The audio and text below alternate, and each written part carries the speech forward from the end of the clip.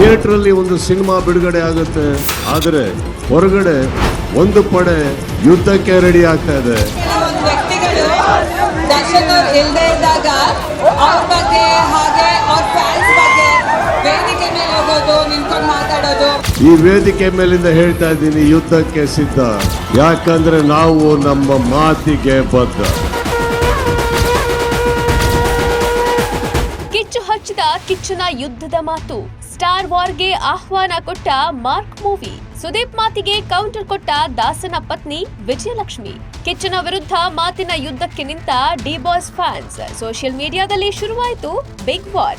Devil versus Mark ಜಗಳ ಶುರುವಾಗಿದ್ದು ಹೇಗೆ ಅನ್ನೋದನ್ನ ಹೇಳ್ತೀವಿ.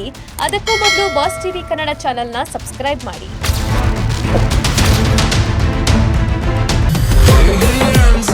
ಬಾದ್ಶಾ ಕಿಚ್ಚ ಸುದೀಪ್ ಅಭಿನಯದ ಬಹುನಿರೀಕ್ಷಿತ ಸಿನಿಮಾ ಮಾರ್ಕ್ ಡಿಸೆಂಬರ್ 25ರಂದು ಗ್ರ್ಯಾಂಡ್ ಆಗಿ ರಿಲೀಸ್ ಆಗಲಿದೆ.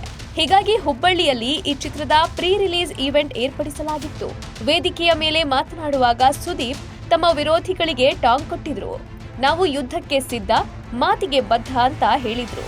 ತಡೆಯೋಕೆ ಸಾಧ್ಯವಾಗುವಷ್ಟು ತಡೀರಿ, ಮಾತಾಡೋ ಸಮಯದಲ್ಲಿ ಮಾತಾಡಿ ಅಂತ ಹೇಳಿದ್ರು. ಡಿಸೆಂಬರ್ 25ರಂದು ಥಿಯೇಟರ್ ಅಲ್ಲ, ನೀವು ಕೂಗೋ ಕೂಗು ಬೆಂಗಳೂರಿನಲ್ಲಿರೋ ನನಗೆ ಕೇಳಿಸ್ಬೇಕು, ಆ ರೀತಿನೇ ಕೂಗಿ ಅಂತಲೇ ಕಿಚ್ಚ ಸುದೀಪ್ ತಮ್ಮ ಅಭಿಮಾನಿಗಳಿಗೆ ಹೇಳಿದ್ರು.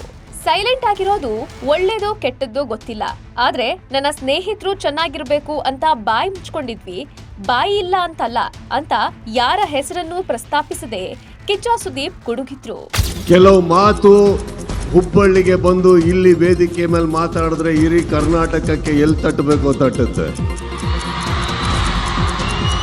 ಹೇಗೆ ತಟ್ಟಬೇಕೋ ತಟ್ಟುತ್ತೆ, ಯಾವ ಭರ್ಜರಿಯಲ್ಲಿ ತಟ್ಟಬೇಕೋ ತಟ್ಟುತ್ತೆ ಅನ್ನೋ ಒಂದು ಕಾರಣಕ್ಕೆ ಕೆಲವೊಮ್ಮೆ ನನಗೆ ಅನ್ಸುತ್ತೆ ಸೈಲೆಂಟ್ ಆಗಿರೋದು ಒಳ್ಳೇದೋ ಕೆಟ್ಟದೋ ಗೊತ್ತಿಲ್ಲ, ಆದರೆ ನಿಮಗಳಿಗೋಸ್ಕರ, ನನ್ನ ಸ್ನೇಹಿತರು ನೀವೆಲ್ಲ ಚೆನ್ನಾಗಿರ್ಬೇಕು ಅನ್ನೋ ಒಂದೇ ಒಂದು ಕಾರಣಕ್ಕೋಸ್ಕರ ನಾವೆಲ್ಲರೂ ಒಳ್ಳೆಯ ಹೆಸರಲ್ಲಿ ಇರಬೇಕು ಅನ್ನೋ ಒಂದೇ ಕಾರಣಕ್ಕೆ ನಾನು ಬಾಯಿ ಎಲ್ಲದನ್ನು ಮುಚ್ಕೊಂಡಿದ್ದೆ ಹೊರತು ಬಾಯಿ ಇಲ್ಲ ಅಂತಲ್ಲ.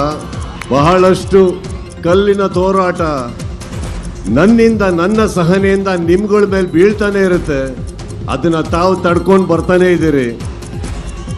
ಈಗ ಹೇಳ್ತಾ ಇದ್ದೀನಿ, ತಡೆಯೋ ತನಕ ತಡೀರಿ, ಮಾತಾಡೋ ಟೈಮಲ್ಲಿ ಎಲ್ಲೋದ್ರೂ ಬರ್ತಿರ್ತೀಯಲ್ಲ, ನಿನ್ ಪ್ರಾಬ್ಲಮ್.